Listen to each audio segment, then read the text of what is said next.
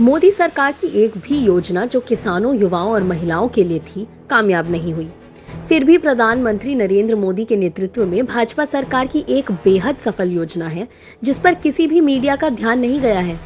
ये है अरबपति बढ़ाओ, अरबपति बचाओ, अरबपति बनाओ योजना।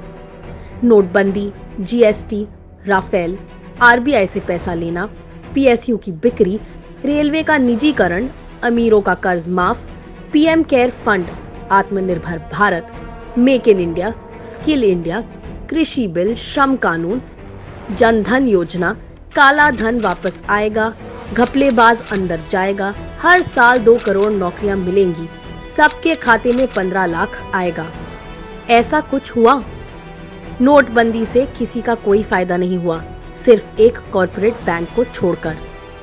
पहले से अमीर अनिल अंबानी को फिर से अमीर बनाने की पूरी कोशिश की गई और बस यहीं तक सीमित रह गया मेक इन इंडिया। जियो ने अपने नाम के विपरीत बीएसएनएल के लिए जहर का काम किया। मुकेश अंबानी 2014 में फोर्ब्स की सूची में 40वें स्थान पर थे। आज महामारी के दौरान चौथे स्थान पर आ गए हैं। वहीं दूसरी ओर देश की जीडीपी 10.08% से गिरकर -24% हो गई है। रेल निजीकरण से क्या आपको और मुझे फायदा होगा? टिकट की कीमतें भी अब प्राइवेट कंपनियां तय करेंगी। आत्मनिर्भर भारत तो सिर्फ देश के लिए था। मोदी जी खुद उस समय चीन से कर्ज ले रहे थे। डिजिटल इंडिया, स्किल इंडिया नौकरियां पैदा करने वाले थे, लेकिन अप्रैल 2020 में 1,79,00,000 लोग अपनी नौकरियां गंवा चुके हैं। लेकिन जयशाह जी आईपीएल देख रहे हैं, उनकी नौकरी बची हुई है। भारत में ऐसा पहली बार हो रहा है कि किसान सड़कों पर विरोध कर रहे हैं। मध्यम वर्ग पर सरकार पेट्रोल की बढ़ती कीमतों का बोझ डालकर अपनी और अपने दोस्तों की तिजोरी भर रही है। एमएसपी, भूमि अधिग्रहण, कृषि बिल और फसल बीमा योजना से किसानों का नहीं, पूंजीपतियों का फायदा हुआ है।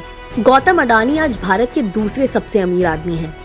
2014 से पहले किसी ने उनका नाम भी सुना था क्या? PM care fund master stroke, middle class से चंदे के नाम पर ले लिया और गरीब को पैदल ही घर भेज दिया।